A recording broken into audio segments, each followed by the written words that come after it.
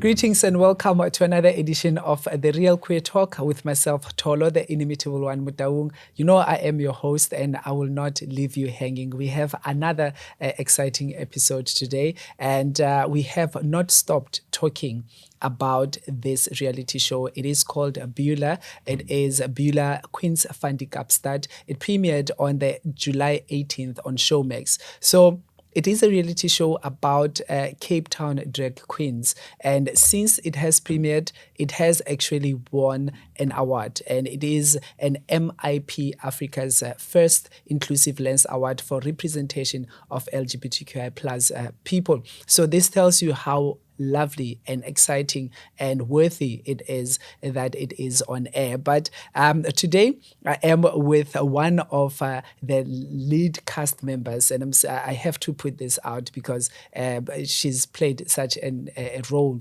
in the show. She is a dancer, a choreographer, a creative director, and a drag performer, and she's been doing this for 8 years. So she has been in the game. So over this time, she has headlined many stages, including the CapeTown Jazz Festival and also Grand Arena, and has also worked alongside South Africa's top artists and celebrities, the likes of Katlego Maboe, Bisiswa, DJ Zintle, Prince KB rather, and of course many others. These are just a few names that I'm sharing with you. And her name is Madison Scarr. She is now in the house. Hi, Madison. Hi. Welcome. Thank you for having me.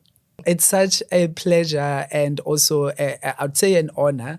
And I'm saying this because I respect your career and also, the fact that, you've allowed yourself to be part of a reality show. How has life been after? My life after hasn't really changed that much, but it has been crazy to have more people know about me and who I am. And right. especially in the community that I'm in, because I came into the community not knowing anybody really and not knowing what I was getting myself into. And now I've only been doing drag for 2 years now. Yeah. But I'm already one of the most well-known drag queens in Cape Town because of this reality show. Yeah. So I'm so grateful for that because it's really helped my career a little bit. But it's just, I'm so happy to be a part of something like this because it's making history in the community. It is. I mean, it's a first of its kind, and also it's a first that has also been shot the way it has been shot, right? So you have become a trailblazer. I mean on this one, and I mean among other things that we really know you about or that has put you on the map, it is being a drag performer, right? And how did you get into that space of being a drag performer? Well, before I did drag, I was a dancer. Yeah. And I had quite a good dance career going for myself, but then COVID happened. And that COVID. shut down all my gigs. Guys. She came in and she just said, no more. And then I started seeing online that drag performers are still being able to perform because they're not they're just on their own. Yeah. And I thought to myself, oh, okay, I could perform on my own and maybe being a dancer would give me a little bit more of an edge because I can be a bit more entertaining because I can, dance. Yeah. But I started watching Drag Race during the lockdown and I just started learning about what drag was. Okay. And building up the confidence. And then I contacted a drag queen, asked her if she could, help me get onto the scene, and she did. And yeah, that's how it started. Yeah. And what does drag mean to you? Because when you listen to drag performers, each has like their own interpretation in terms of, for them, what does it mean? Yeah. For me, I think definitely my idea of drag when I started is not the same like it is right now. I know it's a short amount of time, but this show, even really being on Beaulah, being forced really to be around other drag queens in Cape Town that have their own names already. They are well established. And here I am just coming into it, and I am sort of getting an opportunity to learn from them, and I gained some good friendships. Yeah. And from those friendships, I learned what drag was. So now for me, drag is an art form that allows me to really be as creative as I want to be with regards to not just dancing. Yeah. It's now, I edit my music. I choreograph my own performances. Yeah. It's the costuming. I put my own costumes together. I sometimes obviously have my costumes made for me. So it's just the idea that I can be creative there now with what I look like as well, with regards to my makeup as well, and the hair and everything, my nails. I get to play with a lot of different things now. It's not just dance. You know what I mean? Yeah. So I'm so grateful for this art form because it allows me to be a superstar. Basically, it really allows me to be a superstar on stage because I have my own name. Yeah, you know? right. And it's also interesting that you touch on different aspects of what is required for you before you go on stage, right? Because we experience you on stage, we don't know what happens in the preparation process. Tell us, how expensive is drag performance?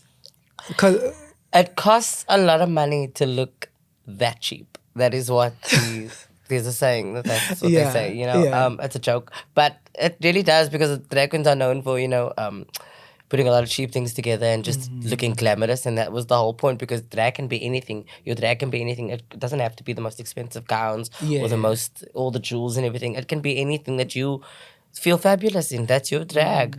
But for me specifically, it has gotten more and more expensive because you also need to realize, well, now for me, although I'm a baby queen, I am now on not the same level, but I am just as well known now as some of the most established queens in the scene. So now I have to keep up, So there's an expectation. There's an expectation, since being on the show, and just also I want to put that expectation on myself as well, just to grow as an artist. So it has become quite expensive, but it's not just that. I like I say, edit my music, so I don't just do random songs. I don't just want to pick a song that you could just find off YouTube. I want to make my performances something that no other queen has done before and can do, because I created this particular music. That for me, that's what makes it to give interesting for me, because that's it. My uniqueness of my performances, is that all my music is mixed. So I know that sometimes I say it all the time, and sometimes you could think of it as like it's just mixing, but actually I'm creating a whole brand new performance that no one has ever performed before, because I'm mixing it and editing it in my own special way, and it's just to make the song and the performance more exciting for everyone. And it sets me apart from the others. So there's a lot that goes into it, and then it's just choreographing as well for that. And obviously you have to learn to lip sync also the songs. That's all. You have to know the words. It's there's a lot that goes into it. There's a lot, right? And I mean, from like you said, makeup, hair, nails, costume, and then of course the choreography and all of that. And now, as a performer, from the business side of things, do you feel that, particularly let's talk in the South African context, that you get well rewarded for all the work and the efforts that you put in, or we can actually do better in terms of rewarding the performance? I definitely think we can do better. I don't feel like I wouldn't say I fully like get what I'm worth all the time, but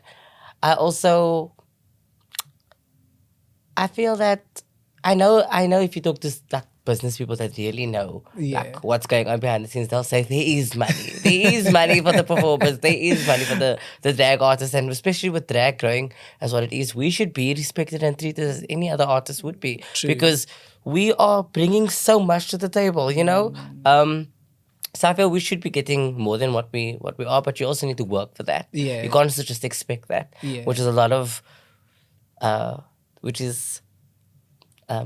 what I'm trying to say is, which is something that a lot of queens also just expect, that because this one is getting a certain rate, that I should get that rate.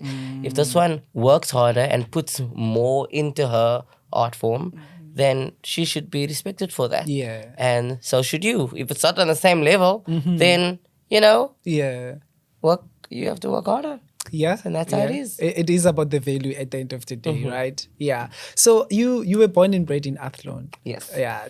Let's go back there when you were a child. Okay. How was it like, being and growing in Athlone? I don't know. I think that I was very out there all the time, and I was very myself all the time. I was very feminine, all the time. And I was a person that loved to perform. I could definitely say that. I can remember from my youngest memories that I just love to be on stage and I love to sing and dance and just, be the performer in the house. So I remember that about my upbringing. Yeah. And being encouraged, it was never not encouraged by my family. They That's always, beautiful. They saw it in me and they were just like, okay, this is clearly where I was going. Yeah.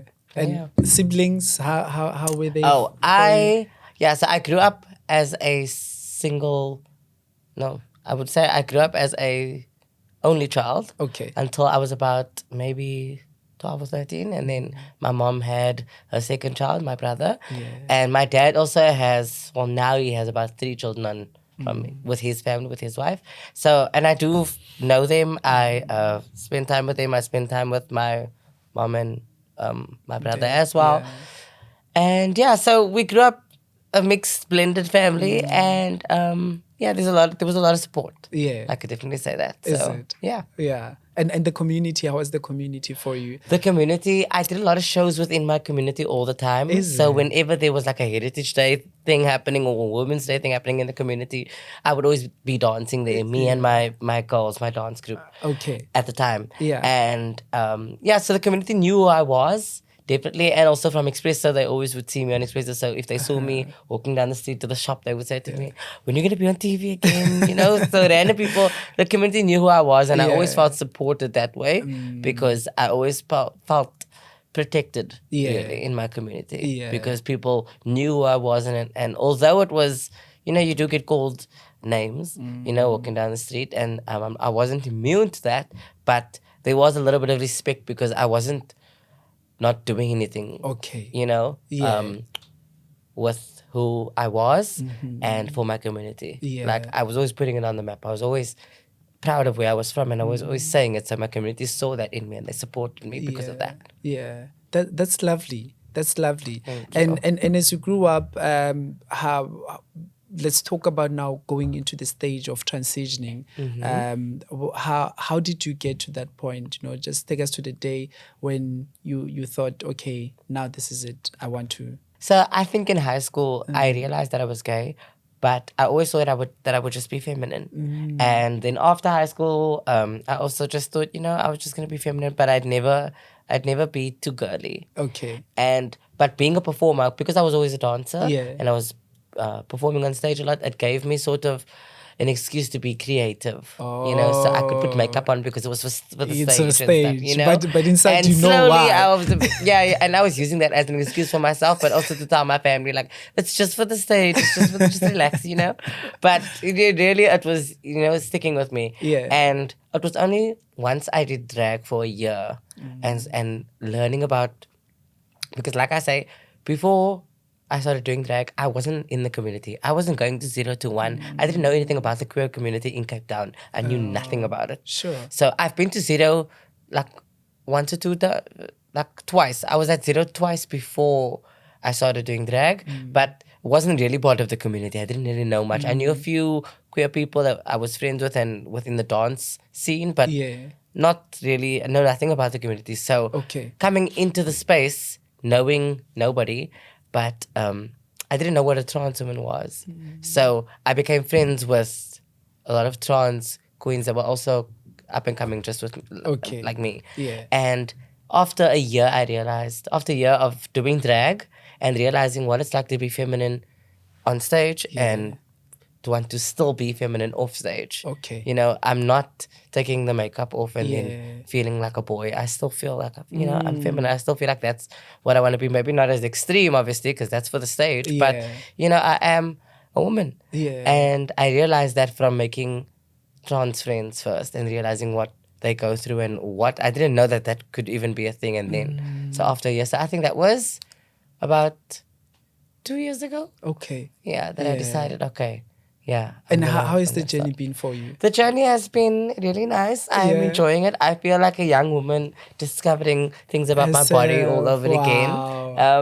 And I'm enjoying it. I'm enjoying allowing myself to feel more and more comfortable Yeah. as a natural female. Yeah. So, yeah. Have you started with the hormones? Yes, I am on hormones. I've been on Yeah. hormones for about 2 years now. Yeah. And it's going well. Yeah. Yeah. Yeah. That's incredible. Thank you. And your family, how did they take it that now you're transitioning, that you've taken that decision? I think that they, like I said, because I was always feminine, I think that at the back of their minds, because I think that they knew just as much as me about the queer community. So if I didn't know what trans was, I don't think my family knew what trans was.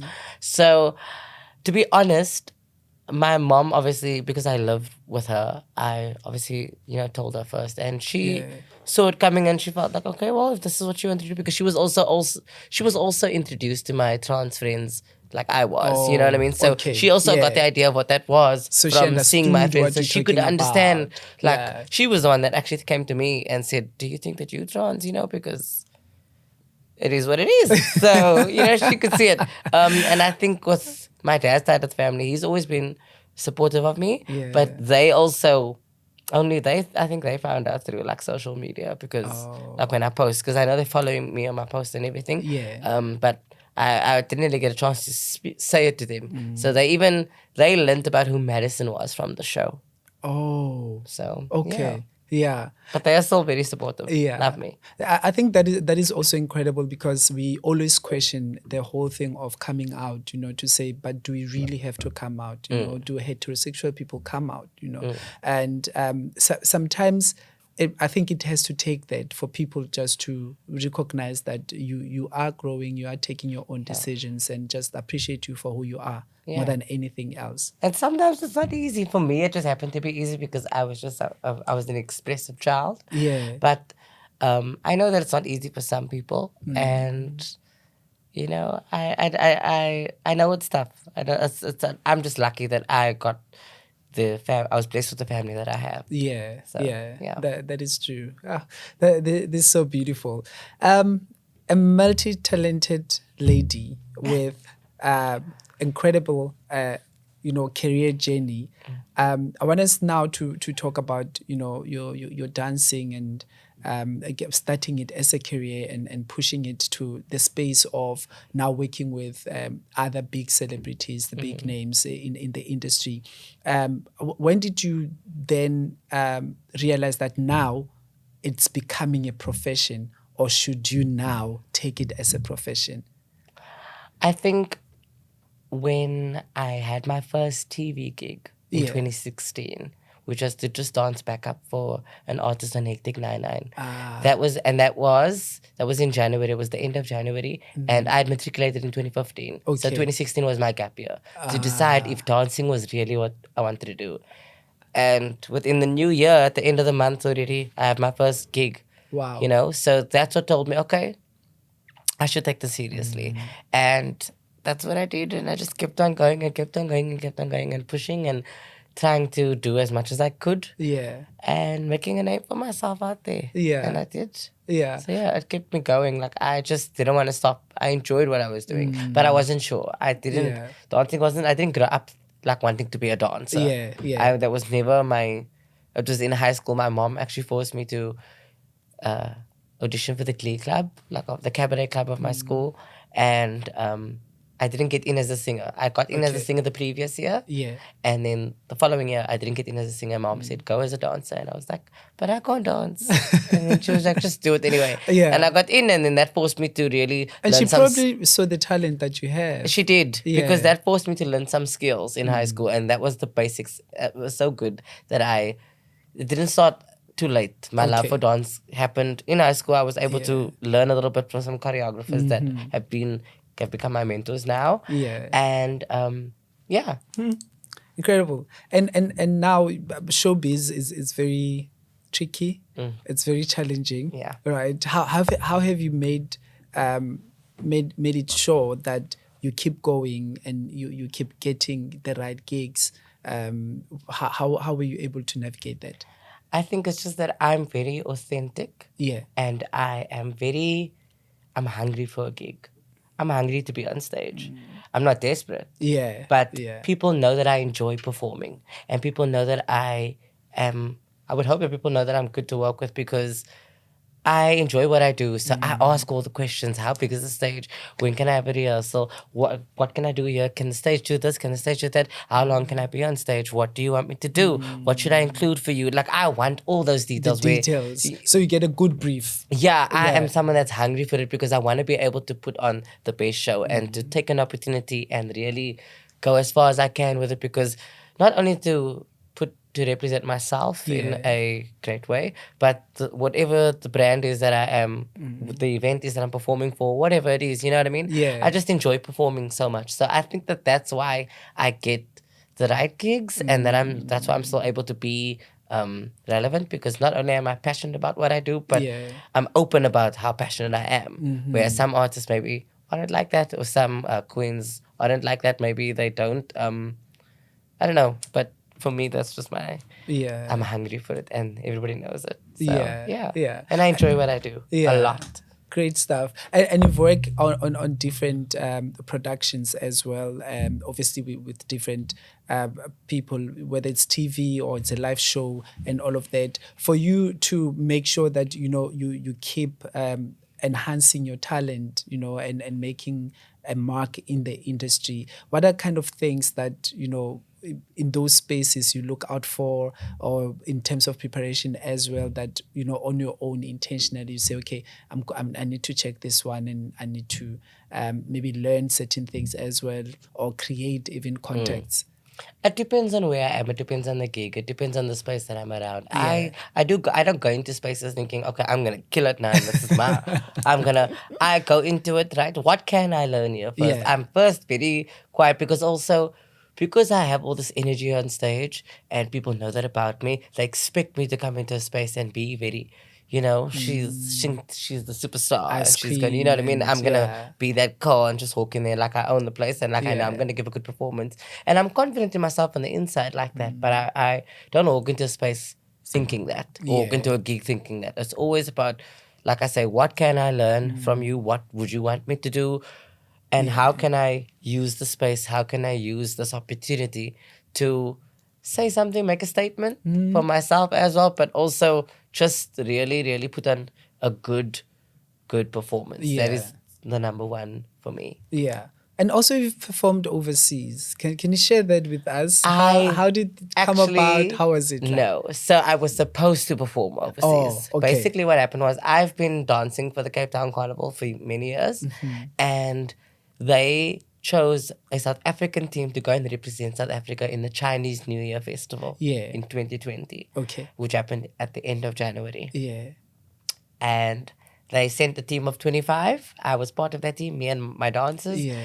And we went there, and we were supposed to be there for 7 days. And the day we got there we had a rehearsal still on this massive stage. It was just so crazy to the experience. That stage was huge. It was the biggest stage I've ever been on.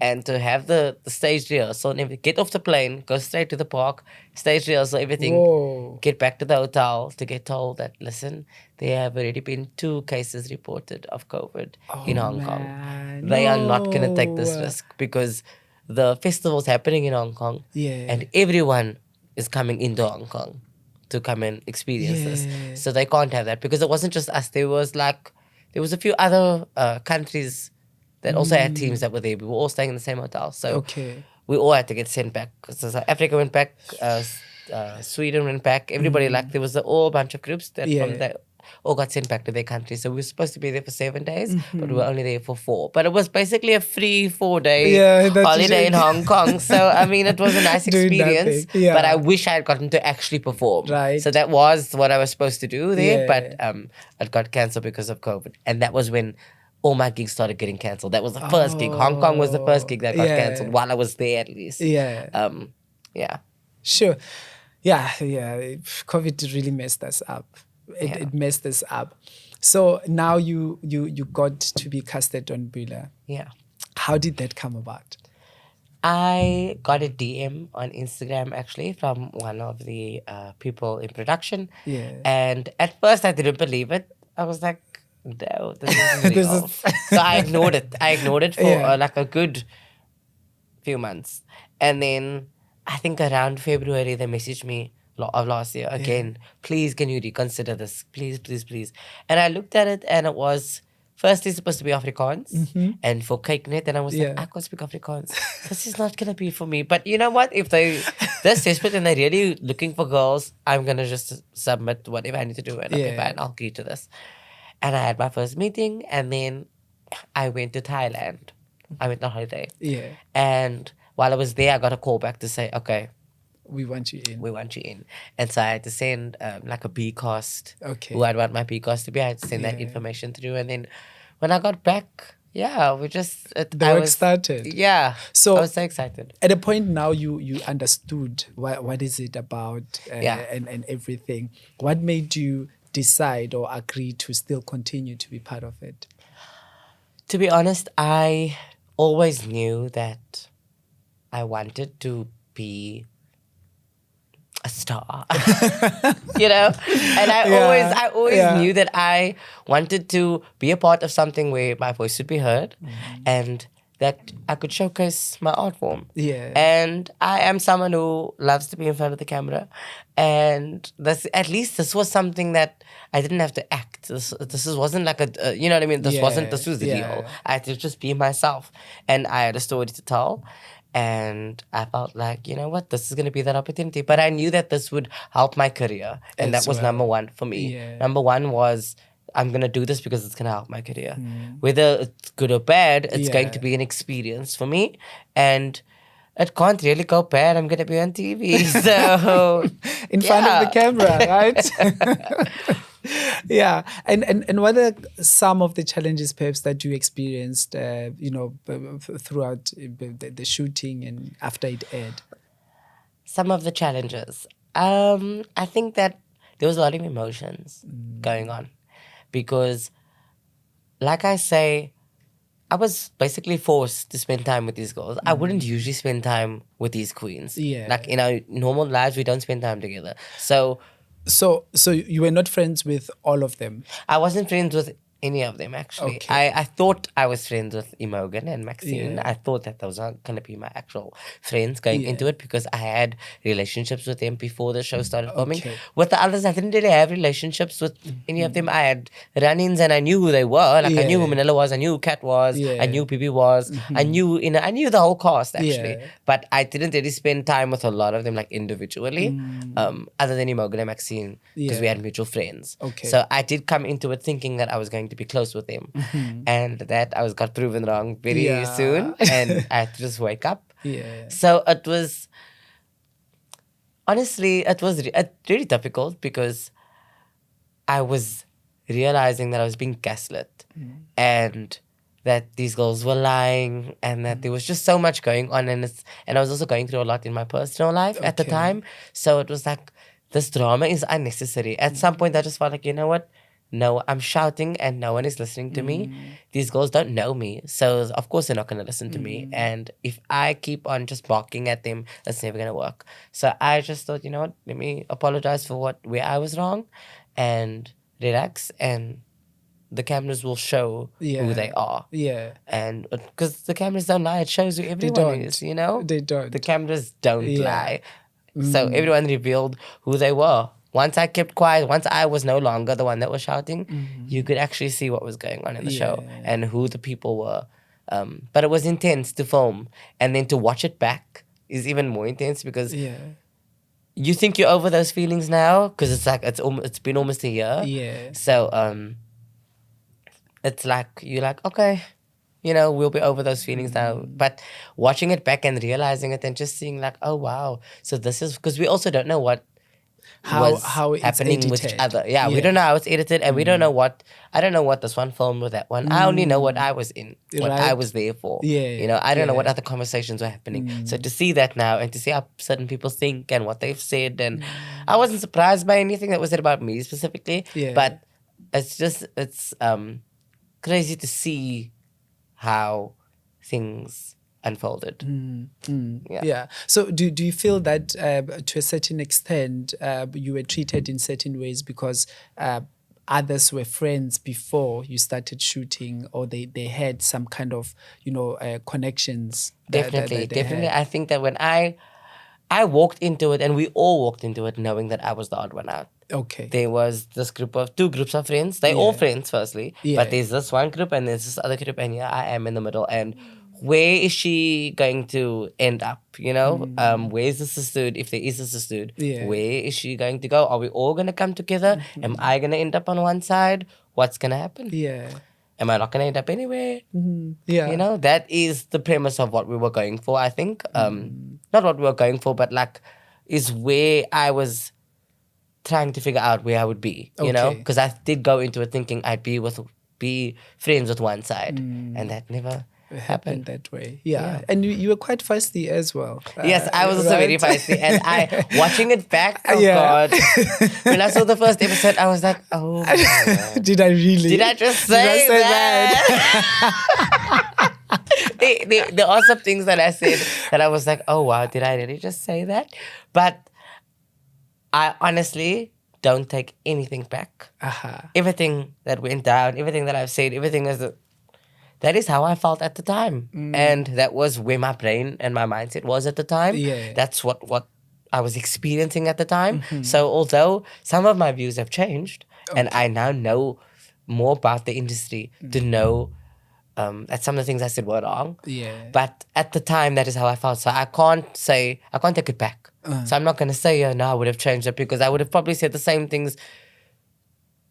No, not probably would have said the same, because I didn't know what I knew then. Yeah. Like, you know what I mean? Like I didn't now know you know what I know better. now. Yeah. So I wouldn't have said those things if I knew it now. But I can't take it back. So I'm not going to say, I regret. Yeah. But I am grateful to still have the trust and the relationships that I have after the show. Okay. Because, we didn't know what was going to be said about each other, and we weren't always happy with what was said about each other. But for some of us, we have close enough relationships to be able to come to that person and say, what did you mean by this? And and clear it up and still be friends. And people think that we're not, but we are. I think that's a lovely thing about that. And for you, more than anything, what was your takeaway from the experience and being part of this reality show? I am so happy that I chose to do this. And I, like I say, built some great friendships. And lifelong friendships, I think. And those friendships have not also been like personal, actual friendships for me, like friends that I really love. But because they are also other artists in the same art form that I'm doing, I'm able to learn from them. And it helps me as a performer. You know what I mean? And I would hope that I'm able to teach them in whatever it is that I can, because I also want to feel like I contribute, or I can have something to teach out there to anybody. But I'm so grateful for this opportunity that Beaulah has given me to build relationships with these girls, and for them to actually see me, because they actually got to know who I was really from like being together on and off camera. And I'm grateful for that, because I got to show the girls that is who I really was, because they started off the show definitely saying that they didn't know who I was, and they felt like they didn't get to know me. And I think that they did. They do now. So I'm glad. If we talk second season, are you... We haven't been confirmed for a second season. I don't know anything about a second season. Let's talk that, now we're speaking live. But let's speak live to it. Right. Yes, I definitely think that we should have a second season. There should be a second season coming. We gave too much drama for there not to be another season. And we gave too much great drag out there to not be shown again. There's so more. We also didn't get to see everybody perform on the show. We only got to see a few certain queens, their shows. But that was also because of what was going on at the time, if queens had shows. But I feel like now there's so much more happening. So and maybe we could replace some of the queens as well. Some storylines are boring and faded out now. We can replace who the girls. Who can we kick out? Well, Bibi was only there because of my storyline, because I called her a thief, and she was, and she is. And because of me, I would say this is the only reason that she was there. So we could get rid of her now. And we could replace her. Everybody says that they would want to add someone like Chanel from the podcast Straight to the Point. Oh, yeah. And because Morgan and Maxine are already on the cast, I could see adding her. She's not a bad addition, but that's not set in stone for sure, because we also need someone that has their own storyline and can contribute to drag. She's also not really a drag queen as much as she claims to be. Okay. She's good though. She's good. She can be. She works with the right people. Okay. You know? Okay. Yeah. Yeah. And anyone in particular that you can add that you think of that? Me? I would say Larissa Gordon. She's one of my friends. She's a big name in the pageant scene. So she's a real, and she's a teacher as well. Okay. And she's also another trans woman. So she's got a lot of story to share. You know, she's got a lot of life experiences to share with people. And I think her story could be very interesting. Okay. Yeah. Lovely. And in wrapping up our discussions, you are also doing other stuff. You mentioned earlier that you're a music mixer. Tell us a little bit about that. So yeah, I edit and mix music for not just myself, but for other queens, other performers, anyone out there that just, if you basically want to add anything to your songs, or just like, I don't produce music, I don't make my own beats or things like that. I'm just here to edit your performances, maybe add an intro, add a dance break, add an outro, add, sound effects, things like that. That's the kind of editing and mixing that I do. And it's called Mad Mixes by Madison Scarr. And you can follow me on Instagram on my Mad Mixes account. You could also follow me on my actual Madison Scarr account. And if you want any mixes done, you just hit me up. Holla. Yeah. You're there. Right. And you also are doing, a great work in terms of assisting other dancers, to give them a platform. Share with us that as well. So I am always looking for new girls because I do have my own dance group called the Scarlets. So the Scarlets are a group of girls that dance with me on stage at my shows. And they're part of my brand as well, Madison Scarr and the Scarlets. So I'm always looking for new Scarlets out there, new girls that want to come and, shake it for the girls and have some fun on stage with me. I'm always appreciative of that. So anybody that wants to have like dance classes, or just hit me up if you're looking to perform with me on stage, we can maybe set up something and then see, because I'm always looking for girls. Always. Great stuff. That is Madison Scarr. Thank you so much for making time to speak to us and really sharing so much with us. I shared a lot. But that's what we needed, because we needed to know you better. And thank you for that, for allowing yourself to share this much. We really appreciate it, and wish you all the best in all the stuff that you are doing. So keep that flag flying high and higher and higher. I'll be in Joburg soon. Yeah, for the Joburg Pride. I'll be there. Lovely. So I'm excited. I'll definitely keep my pride flag going. Right? Yeah, definitely. That is Madison Scarr. She has been a part of the lead cast in the reality show. It is the Drag Queens show that it's actually about the ones that are based in Cape Town, and you can catch it on Showmax. It's called B Beaulah, Queens Finding Up. Very, very interesting. If you haven't watched it, you need to go watch it. And my thing is, just binge watch, man.